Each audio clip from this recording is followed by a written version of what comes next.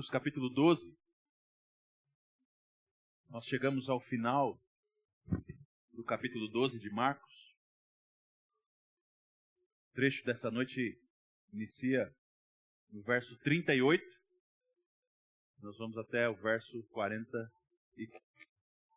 Marcos capítulo 12, de 38 ao 44.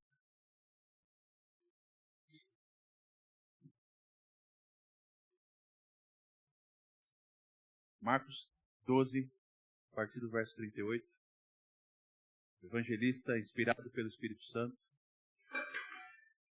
trazendo revelação do Senhor, diz assim: ao ensinar, Jesus dizia: cuidado com os escribas, que gostam de andar com vestes talares e das saudações nas praças. Buscam as primeiras cadeiras nas sinagogas e os primeiros lugares nos banquetes.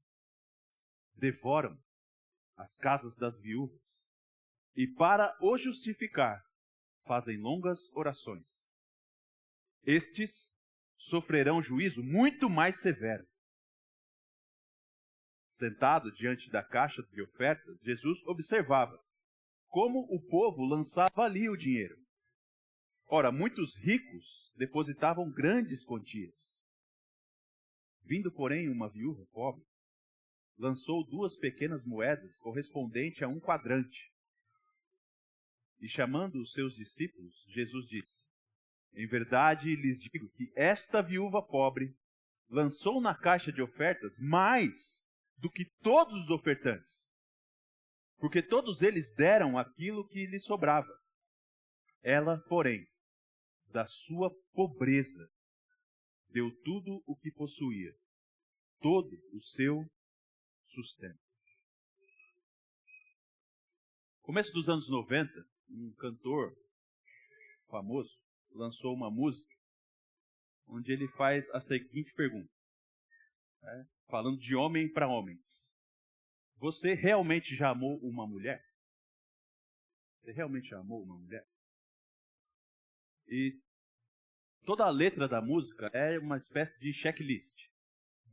Tem ali os pontos que ele vai dizendo que é, amar uma mulher, como é amar uma mulher. E depois de passar essa longa lista, ele faz essa pergunta. Então eu te pergunto, você realmente já amou uma mulher? Essas são as coisas que você precisa saber ou precisa fazer para determinar se você ama uma mulher ou não. E normalmente nós temos essa perspectiva da vida. Nós fazemos uma lista de itens para que nós façamos avaliação das coisas. Como nós temos nos relacionado com a mulher, o homem, por exemplo, ou como as mulheres se relacionam com os homens, como nós temos cuidado dos nossos filhos, como temos executado o nosso trabalho. A nossa maneira de fazer avaliações é por meio de itens numa lista de tarefas.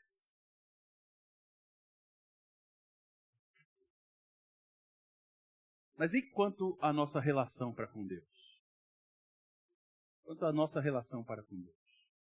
Como nós podemos avaliar e julgar se a nossa relação com Deus ela é verdadeira ou não? E aí eu faço a pergunta do cantor, fazendo uma adaptação aqui, ou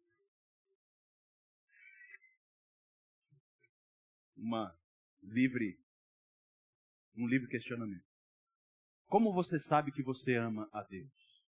Como você sabe que você realmente ama ao Senhor? Na semana passada nós vimos um pouco de que essa é a exigência do Senhor. Que Ele seja amado com todo o nosso coração, toda a nossa alma, nossa força e nosso entendimento. E nós vimos como Jesus de Nazaré se coloca como o próprio Deus, digno de ser amado plenamente. Esse é o grande mandamento, que amemos ao Senhor, o único Deus, todo o nosso coração, nossa alma, nossa força e nosso entendimento. E ao próximo, como a nós mesmos. Jesus responde a esse questionamento de um escriba que pergunta: qual é o grande mandamento? E ele diz exatamente isso, trazendo o ensino de Moisés e dizendo ele ser o Deus digno de toda adoração, de todo o nosso amor. E o texto de Marcos vai continuar dizendo que Jesus segue então fazendo um ensino. Depois de afirmar que o grande mandamento é o amor a Deus acima de todas as coisas, e depois de afirmar que Ele é o Senhor, Ele é o próprio Deus, Marcos vai dizer que Jesus passa a ensinar os discípulos com um alerta, uma advertência, dizendo: tenham cuidado. Tenham cuidado. Tenham cuidado com o quê? Qual é o ensino que Jesus está preocupado que os seus discípulos estejam alertas? Qual é o perigo que está à volta dos discípulos que Jesus diz para eles: tenham cuidado. Tenham cuidado com os escribas. Tenham cuidado com os escribas. Essa é a afirmação do Senhor Jesus. Esse é o ensino, o alerta que o Senhor Jesus faz. Tendo ele acabado de responder a um escriba, tendo ele acabado de se dirigir a essa categoria de homens, ele se volta agora para os seus discípulos, aqueles que são seus seguidores, estão comprometidos com ele, muitos deles seguindo Jesus desde a Galileia, chegando a Jerusalém com ele. Jesus olha, se dirige a eles e diz: tenham cuidado com os escribas. Tenham cuidado com os escribas. E por que os escribas oferecem tanto perigo? Qual é o perigo que os escribas oferecem? Por que essa categoria de homens é uma categoria com a qual os discípulos de Jesus deveriam estar atentos?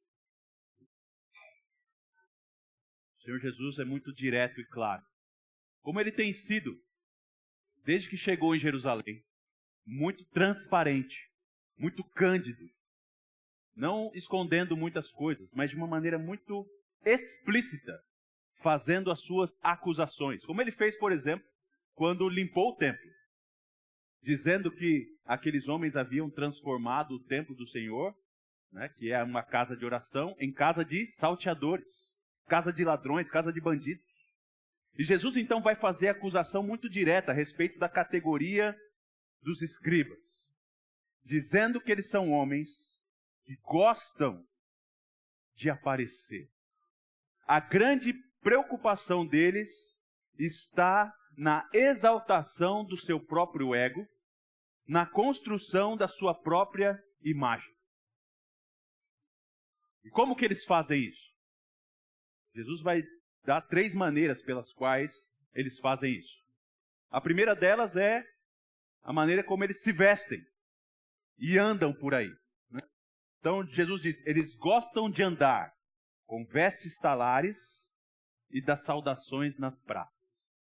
Eles gostam de andar vestidos de vestes extraordinárias, vestes que chamam a atenção, e de andar nas praças com essas vestes, porque isso atrai os olhares das pessoas.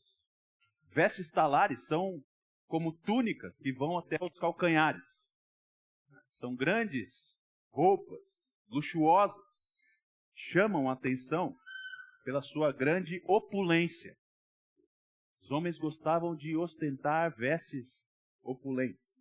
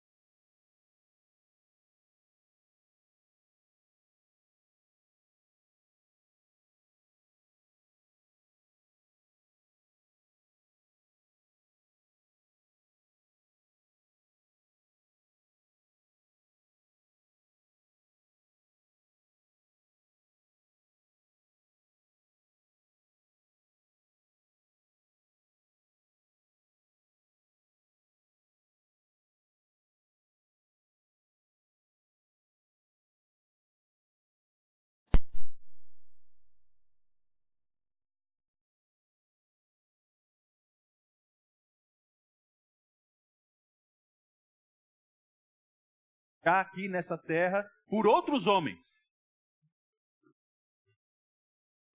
E aí Jesus vai terminar o seu aviso com uma frase temerária. Estes sofrerão juízo muito mais severo. Muito mais severo. Parêntese breve aqui, meus irmãos. Palavra clara do Senhor Jesus. Há distinção na severidade do juízo. Há sim pecadinho e pecadão. Há sim distinção de severidade no juízo de Deus. Fato é que o menor de todos os pecados já te deixa numa posição de inimizade contra Deus. Deus é completamente puro, santo, justo. E nele não pode haver nenhuma injustiça. Deus não se mistura com nenhuma injustiça, com nenhum pecado. Agora, o fato de Deus não se misturar com nenhum pecado não pode ser uma desculpa para você abraçar quanto mais pecado, melhor. Porque há severidade. Então nós não cremos que há qualquer pessoa inocente diante de Deus. Mas Jesus vai dizer de uma maneira muito clara que esses homens, ele vai dizer em Mateus capítulo 23, texto paralelo, registro que Mateus faz dessa ocasião. Esses homens assentados na cadeira de Moisés, como instrutores da lei do Senhor, que usam da sua posição para a sua própria glória e para a exploração do povo de Deus, eles vão receber um castigo e um juízo muito mais severo, muito mais pesado.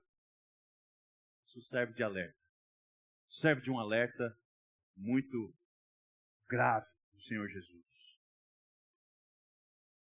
Agora eu quero chamar sua atenção para um ponto aqui importante.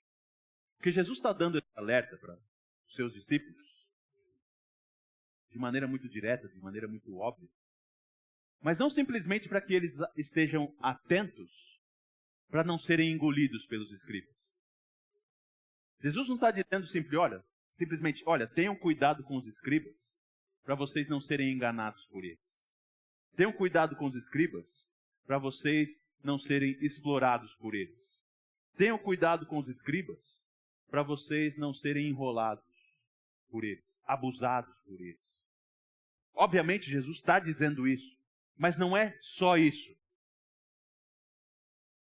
Jesus também está dizendo, tenham cuidado para não serem igual aos escribas. Não sejam como esses homens. O juízo deles vai ser muito mais severo, muito mais pesado. E se você ler Mateus 23, peço que você abra lá. Deixa a sua Bíblia marcada em Marcos capítulo 12. Mas olha só como Mateus vai fazer essa descrição desse trecho do Senhor Jesus. Olha para quem Jesus se dirige. Jesus está ensinando os discípulos. Mas no discurso de Jesus, presta atenção de quem ele diz. Verso 13. Ai de vocês, escribas e fariseus, hipócritas. Verso 14. Ai de vocês, escribas e fariseus hipócritas, que vocês devoram as casas das viúvas, e para o justificar façam longas orações. Por isso vocês sofrerão um juízo muito mais severo. Eu li o 14 para você ver que é o mesmo trecho, é o mesmo ensino de Jesus. Verso 15. Ai de vocês, escribas e fariseus. Verso 16. Ai de vocês, guias cegos. Verso 23. Ai de vocês, escribas e fariseus hipócritas. 25. Ai de vocês, escribas e fariseus. 27. Ai de vocês, escribas e fariseus. 29. Ai de vocês, escribas e fariseus hipócritas. O Senhor Jesus está ensinando aos seus discípulos, mas Ele está condenando aqueles homens. Condenando aquele tipo de vida. Dessa maneira é muito claro, então, que Jesus não está simplesmente dizendo para os discípulos, tomem cuidado para não serem explorados. Mas também está dizendo, não sejam como eles. Não sejam como eles. Não busquem a glória dessa terra, a glória de outros homens. Não busquem a aparência e a aprovação das pessoas. Não busquem conquistar pessoas para a sua própria glória, o seu próprio ganho pessoal. Meus irmãos, essa é uma realidade muito pesada, mas sincera e honesta do Senhor Jesus. Porque nós somos completamente iludidos pela ilusão da glória humana.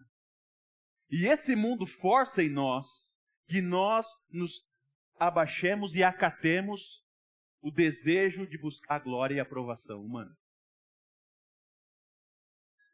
Eu ouvi histórias muito interessantes sobre como os seres humanos são guiados nessa glória pessoal, né? Mas o tempo que eu estive em Campinas foi muito visível para mim essas coisas, de uma maneira muito mais real. Eu sou um cara mais na minha, nunca vivi num meio muito de opulência, né? Sou um cara do interior de São Paulo, São José dos Campos, da roça. Né? Cresci. Eu vim do ABC, mas vim para cá muito cedo, então estou aqui na roça. Lá em Campinas é uma cidade grande, cidade rica, cidade de muito dinheiro. E ali eu vi algumas coisas muito interessantes que eu achava que existia só no gibi. Por exemplo, talvez você já tenha visto, eu nunca tinha visto pessoalmente, mas ali eu vi pela primeira vez esse tipo de coisa. Por exemplo, alguém dizer assim que, pastor, eu não posso ter qualquer carro, porque se eu for com qualquer carro visitar o meu cliente não aceita fechar negócio comigo. Eu preciso ter um carro de tal estilo para cima, para que o meu cliente me aceite entrar na empresa dele. Se eu chegar lá com um carro velho, nem a me atender ele vai. E muitos viviam de uma maneira desgraçada, porque precisavam ter um carro que eles não podiam ter, mas para que fossem aprovados pelos seus clientes, precisavam comprar aquele carro. Alguns se metiam em financiamento, se metiam em dívidas. Outros davam um jeito, alugavam o carro no dia de visitar o cliente. Mas essa é a realidade dos homens. E essa é a realidade que a gente vive. Da glória humana, da glória da aprovação humana, do reconhecimento humano. E Jesus está dizendo, isso é nada. Isso é nada. Não sejam assim, não busquem isso. Não sejam levados por esse tipo de pensamento. Rejeitem essa maneira de ver o mundo. Para que você não seja consumido. E para que você também não seja alguém que está consumindo os outros para a sua glória própria. Ou explorando outros para a sua própria glória. Cuidado. Cuidado com os escribas. Cuidado com os escribas. Gostam com suas vestes opulentas. Buscam os primeiros lugares. E devoram as casas das viúvas. Cuidado. Estes sofrerão juízo muito mais severo.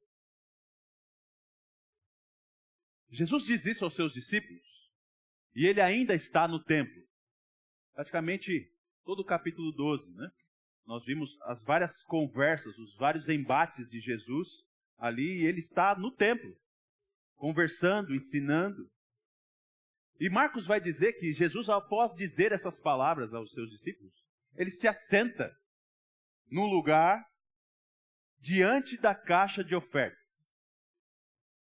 E ele passa ali então a observar o povo lançando as suas ofertas no templo. Impressionante isso, né? A gente para pensar um pouquinho no que está acontecendo aqui. Imagina essa cena. Imagina essa cena. Então o templo é o lugar de encontro com Deus, né? do Antigo Testamento, de Jeová. Deus criador do céu e da terra, Deus provedor. Para falar com Deus é necessário ir ao templo. As pessoas estão indo lá. E elas vão lá, fazem as suas orações, elas vão lá, trazem as suas ofertas. E Jesus está ali sentado, vendo as pessoas trazendo essas ofertas. Não é impressionante isso? Porque eu tenho certeza que eles não têm a menor ideia que aquele homem ali, sentado, é pessoa divina. E ele mesmo é o alvo das ofertas que eles estão trazendo. Ele é o próprio Deus.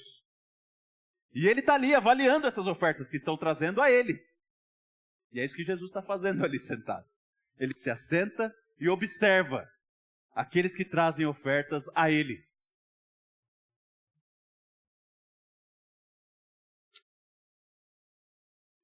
E aí Jesus está ali avaliando então essas ofertas. E o texto vai dizer que muitos ricos depositavam grandes quantias. E aqui, meus irmãos, nós vemos essa ligação com o texto anterior. Porque no templo haviam 13 locais para depósito de ofertas em dinheiro.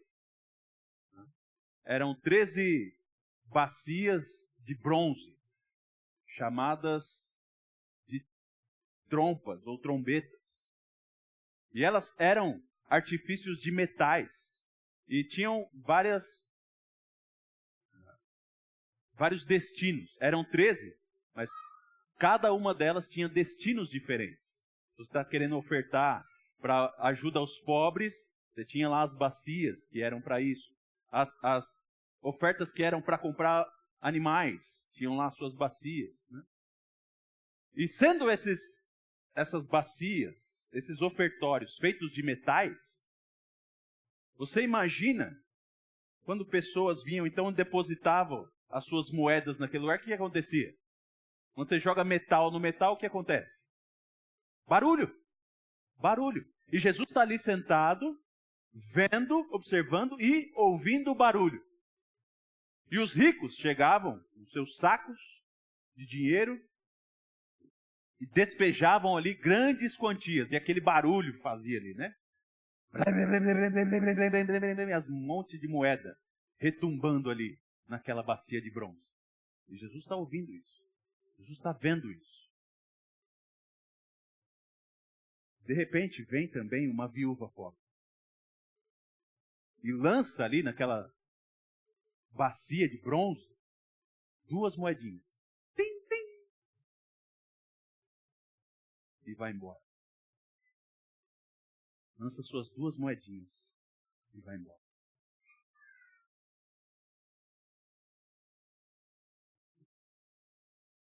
E o Senhor Jesus, então, tendo aquela cena diante de si, mais uma vez chama os seus discípulos.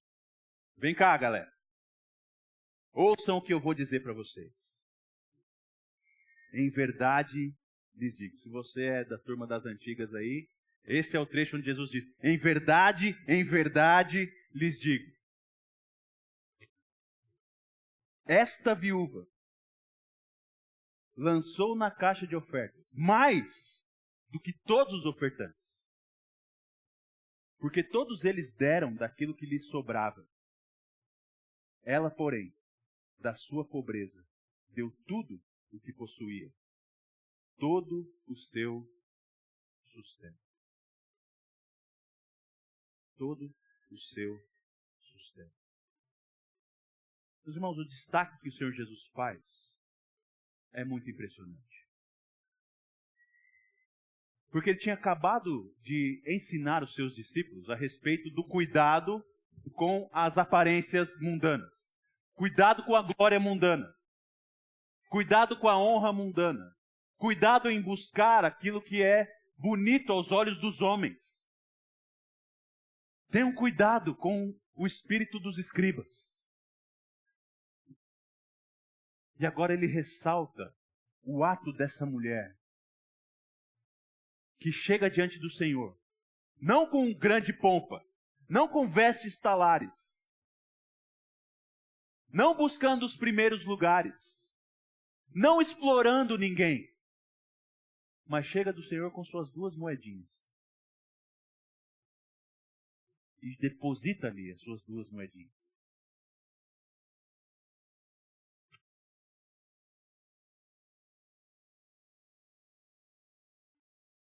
E o Senhor Jesus diz: aquele que recebe as ofertas do templo, aquele que é o alvo das ofertas do templo, ele vai dizer: essa aí lançou na caixa mais do que todos os outros. Essa mulher aí, ela fez mais do que todos os outros. Porque todos os outros davam daquilo que sobrava. Ela, porém, da sua pobreza, deu tudo o que possuía, todo o seu sustento.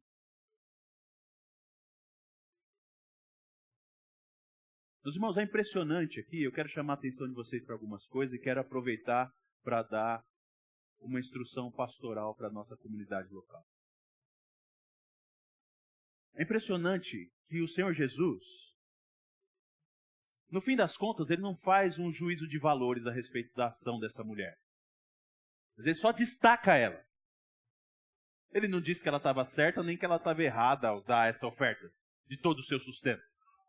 Ele não a condena e ele não a aprova. Ele só destaca. Ele diz: de todos os que deram, ela foi a que deu mais, porque ela deu tudo o que tinha. Mas, mais uma vez, quando nós lemos esse trecho em Mateus 23, é muito impressionante o que Jesus vai dizer aos fariseus, porque ali, naquele lugar, o Senhor Jesus diz que, embora os escribas estivessem no lugar de Moisés, e nós devemos ter cuidado com eles, porque eles são hipócritas, porque eles são sepulcro caiado, santos do pau oco, por fora bela viola, por dentro pão bolorento. O Senhor Jesus não vai dizer: quer saber, então joga tudo fora. E todo o sistema religioso não é mais interessante. Não. O Senhor Jesus vai dizer: eles estão no lugar de Moisés, mas isso não quer dizer que vocês devem então negar Moisés, porque eles são falsos. Obedeçam Moisés. Obedeçam a lei do Senhor.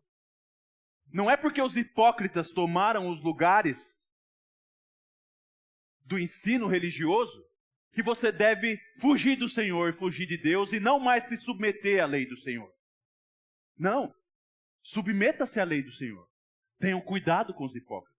E principalmente tenham cuidado para não ser como eles. Mas sigam se submetendo a Deus. E inclusive essa é uma palavra que Deus vai falar, Jesus, né, vai falar para os fariseus. Vocês dão a oferta da hortelã, dão a oferta do cominho, dão a oferta do coentro, mas vocês rejeitam a justiça, rejeitam a misericórdia. E aí ele vai dizer: não é porque vocês devem deixar de fazer uma coisa. Não, vocês devem fazer todas elas. Devem fazer tudo. Vocês fazem um e rejeitam o mais importante. Jesus está dizendo: não. Permaneçam em obediência plena. Porque mais importante o que é? As ofertas exteriores? Mais importantes são os sacrifícios e os holocaustos? São os sacrifícios e os holocaustos mais importantes? Não. Claro que não. Mais importante é amar ao Senhor com todo o coração, com toda a alma, com toda a força, com todo o entendimento. E nesse sentido, então, a grande expressão do seguidor do Senhor é a entrega plena e confiança plena nele. Não é a busca da honra humana. Não é a busca da aprovação dos homens. Não é a busca da construção do ego. Não é a busca da construção do patrimônio, do legado pessoal. Não é nada disso. Mas é a busca da glória de Deus. E a dependência plena do Senhor. Em confiante obediência.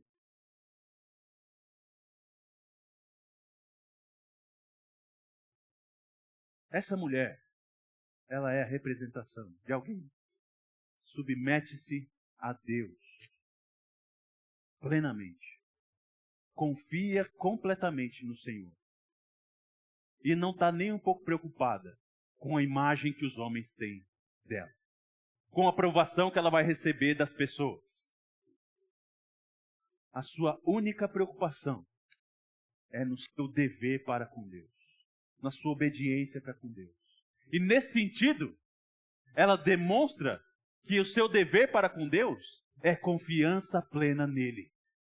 Senhor, todo o meu sustento pertence a Ti. Toda a minha vida pertence a Ti. Tudo que eu sou pertence a Ti. Tudo vem de Ti e tudo é para Ti, tudo vai para Ti. Eu sou completamente Tua.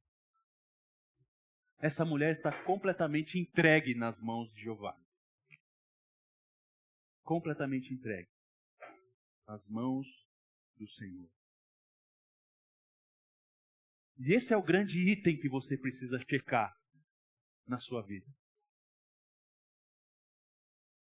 A lista não é se você é reconhecido por homens, para saber se você realmente ama Deus. Não é se você tem muitos seguidores, pessoas que honram você, que reconhecem você, que diz, uau, como ele é bom, como ele é piedoso, como ele é crente, que homem santo. Não. Não e não. No checklist do amor ao Senhor, duas coisas que precisam estar lá. Gratidão e confiança. Entrega plena ao Senhor. Confiança de que tudo vem dele e tudo é para ele. Tudo vem dele e tudo é para ele. São esses dois elementos. São esses dois elementos. Creio que tudo vem do Senhor e entrego tudo ao Senhor.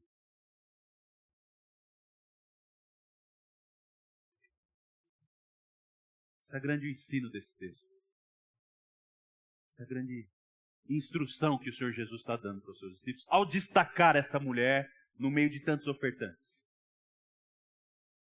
Uma confiança plena em Jeová.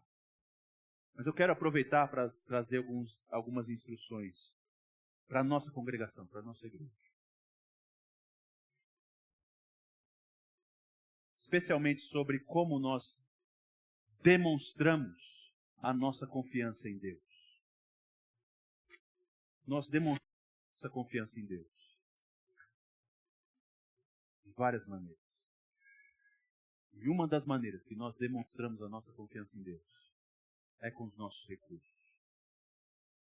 É com o nosso dinheiro. Com aquilo que nós recebemos do Senhor.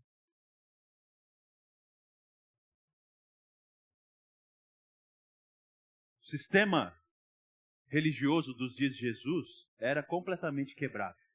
Está claro aí, Jesus está dizendo que esses homens estão só explorando o povo para o seu próprio benefício. Vão na casa das viúvas para fazerem orações longas, mas estão querendo é ganhar dinheiro. Não é muito diferente do que a gente experimenta hoje. Do que a gente vê hoje. E muito do que se chama a igreja cristã. Pessoas buscando o seu próprio interesse, seu próprio ego, seu próprio ganho pessoal. Exploram o povo de Deus. Agora,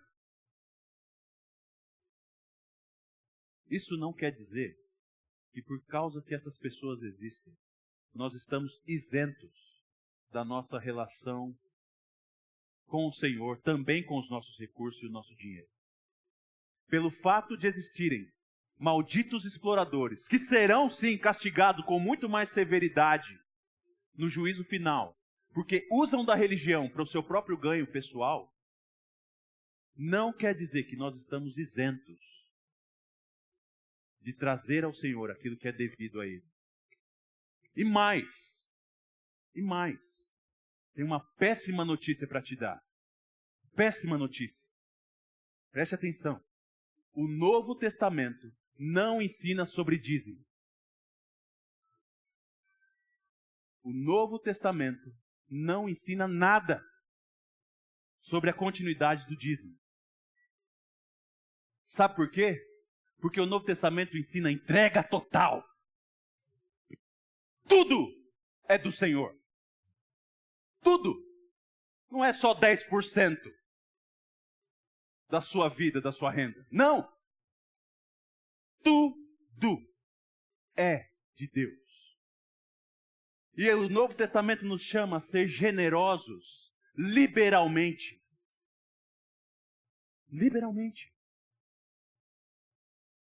O Senhor vai dizer, sejam generosos. Você que roubava, não roube mais. Para de roubar. Vai trabalhar. Para que nós devemos trabalhar, segundo o apóstolo Paulo, em Efésios 4:23?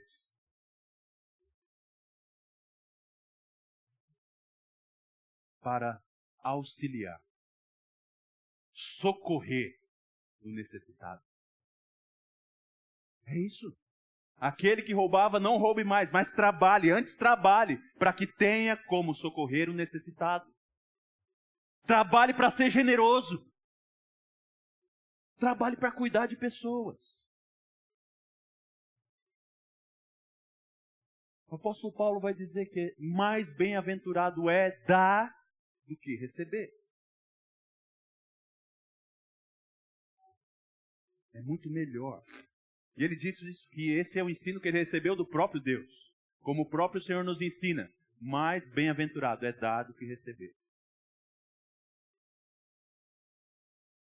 Meus irmãos, então quero ser bem prático agora nesse momento com vocês. Você tem aqui nessa igreja, nós temos aqui nessa igreja, o grande privilégio de expressarmos a nossa generosidade. Também com o cuidado da igreja e o cuidado dos nossos irmãos. E nós temos tentado manter a maior preocupação nisso. Em sermos honestos no uso dos recursos que Deus tem trazido para cá. No cuidado dos presbíteros. Cuidado pastoral, que a Bíblia ensina. No cuidado dos irmãos que estão em necessidade. Nesse sentido, a gente precisa ser apto para saber. E nesse sentido, por isso que nós temos aí um envelope onde você pode escrever lá o seu dízimo. Está escrito lá, dízimo do mês tal. Por que nós usamos essa linguagem? Por que nós usamos? Porque é uma linguagem bíblica, uma linguagem da Escritura. Mas não quer dizer que nós queremos receber de você 10% do seu salário, 10% da sua renda. Não. Eu estou sendo aqui muito instrutivo para a nossa congregação nesse momento. Aquele ali é o lugar onde você vai dizer para a direção, para a administração da igreja, qual é o seu compromisso, para que nós tenhamos a ideia de um orçamento, para nós sabermos o que nós podemos executar, o que nós podemos fazer. Então, quanto é que você se compromete a entregar à igreja todo mês? É isso. Esse é o termo que está ali designado como dízimo, é o seu compromisso mensal de oferta para a igreja. Não significa 10% obrigatoriamente. A gente não quer isso. Na verdade, a gente não sabe quanto você ganha, a gente não sabe o seu salário. Eu e o Marcílio, nós não sabemos quem dá, quanto dá, o momento que dá, que dia, não sabemos nada. Às vezes eu briguei com o Marcílio, vou contar essa história aqui para vocês saberem que é necessário saber. Todo final do culto vai 2 diáconos fazer a contagem da oferta. E teve um dia que estava um diácono sozinho aqui, aí chamou o Marcílio para ir com ele lá. Eu fui lá tirar o Marcílio de lá de dentro. Falei, Marcílio, sai daí. O que você está fazendo nessa sala aí? Não é para você estar aí. Trabalho de diaconia. Sai daí agora. Porque a gente quer ter esse cuidado. A gente não quer estar envolvido com o dinheiro da igreja. Quer dar direção sobre o uso dos recursos. Queremos instruir sobre o uso dos recursos, mas não é a gente que comanda esse uso. Mas por que eu estou dizendo isso? Precisamos ter essa clareza de que nós precisamos ser generosos na manutenção da obra do Senhor. E não só na manutenção da obra do Senhor aqui para nós, mas além daqui. Muito além daqui. queremos abençoar missionários. Queremos abençoar pessoas que estão em necessidade. Pessoas que estão vivendo dificuldade financeira. Perderam seus empregos, não podem pagar suas contas. E Deus tem nos dado graça para fazer isso, por causa da generosidade de vocês. E nós queremos cada vez mais fazer isso. E eu quero chamar sua atenção para isso. Você demonstra a sua confiança em Deus, também com o uso que você faz dos seus recursos. O uso que você faz do seu dinheiro demonstra a sua gratidão e a sua confiança no Senhor. Não se esqueça disso, jamais. Não se esqueça disso, jamais. Não permita que esses malditos exploradores da teologia da prosperidade levem você a um lugar onde você pensa que você não precisa adorar a Deus com seu recurso financeiro. Aprenda com a viúva, que no meio daquela desgraça toda ali, da corrupção do templo do Senhor, ela não se negou a se entregar plenamente a Deus, confiando exclusivamente no cuidado de Jeová para a sua vida. Não permita, irmãos, que os malditos exploradores e ladrões tirem de você a graça de Deus de ser generoso e fiel na generosidade, no seu compromisso de generosidade. Expresse a sua gratidão, expresse a sua confiança em Deus, dizendo: Senhor, o sustento vem de Ti. E eu confio que o Senhor vai cuidar da minha família. O Senhor sabe que eu tenho uma conta para pagar. O Senhor sabe o que eu preciso para viver. O Senhor sabe que eu preciso botar comida dentro de casa. O Senhor sabe que eu preciso de roupa para vestir. O Senhor sabe. O Senhor sabe tudo o que eu preciso. E eu confio que o Senhor vai me dar aquilo que eu preciso. Recebe a minha oferta como gratidão e como expressão da minha confiança plena no Senhor. E de que o Senhor não me dá simplesmente comida. O Senhor não me dá simplesmente roupa. O Senhor não me dá simplesmente moradia e transporte. Mas o Senhor já me deu tudo o que eu preciso em Jesus de Nazaré. O Senhor me deu o seu amor. O Senhor me deu vida eterna. O Senhor me deu vida eterna. Meus irmãos, o tesouro do crente não está nesse mundo. O tesouro do crente não está nesse mundo. Eu não sei quanto canal de YouTube você está seguindo aí para construir o seu patrimônio e se aposentar aos 40 anos. Não sei. Eu espero realmente que você fique alerta contra isso. Cuidado! Cuidado com os escribas. Cuidado com a honra do mundo. Não se iluda. A vida do crente não está nessa terra. O tesouro do crente não é medido pelo bem que ele possui. Você prestou bem atenção no texto que nós lemos aqui no começo desse culto? Se você puder, leia de novo esse texto, na sua casa com calma. O Senhor Jesus está ensinando ali algo muito precioso. Aquele que me confessar, eu também o confessarei. E aí chega um vacilão do nada: Senhor, pede para o meu irmão dividir a herança comigo, ele está me roubando. Mas, cara, estou ensinando um negócio aqui impressionante. Quem é que me colocou juiz nessa parada errada sua aí? Isso aí não tem valor. A medida de uma pessoa não está no bem que ela possui. Você quer construir os seus silos? Quer construir a sua fazenda? Beleza. Mas e no dia que a sua alma for pedida? O que você tem preparado para entregar para Deus? O que você tem preparado? Louco!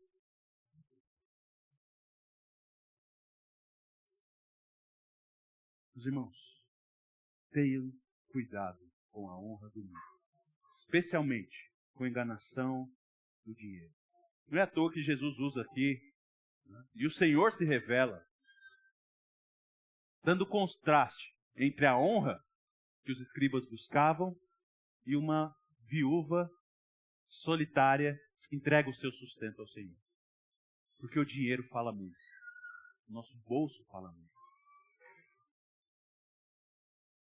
E o checklist da expressão do amor de Deus é gratidão e confiança. Então confie no Senhor. Confie no Senhor. Se entregue a Ele. Expresse a sua generosidade, a sua confiança nele. Deus nos abençoe. Vamos orar mais uma vez. Senhor nosso Deus, que difícil é para nós essa verdade. Em vários aspectos. Primeiro, ela é difícil porque o mundo ao nosso redor quer nos convencer de que precisamos mostrar a nossa vitória.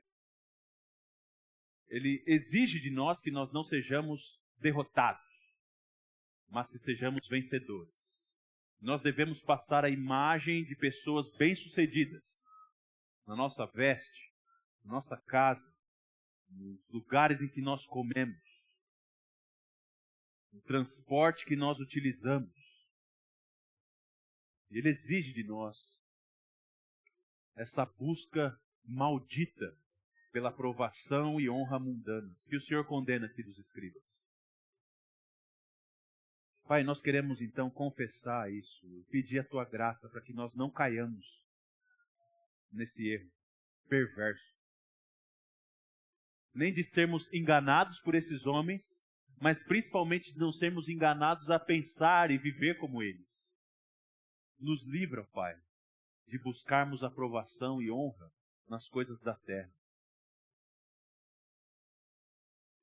Principalmente nós que temos ouvido do Evangelho do Senhor Jesus, para que não sejamos alvos de um juízo mais severo.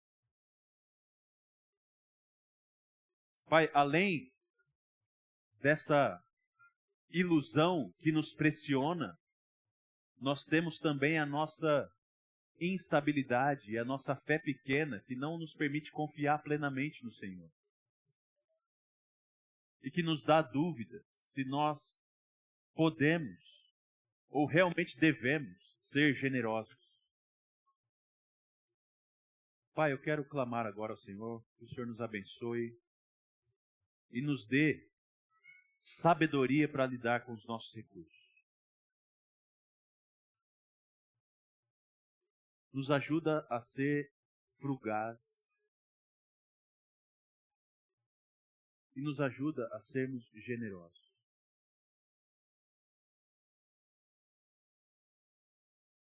Quero pedir isso por mim e por todos esses irmãos. Nos dá sabedoria para sermos bons mordomos dos recursos que o Senhor tem nos dado. Para que nós saibamos, sem sermos inconsequentes e emocionados,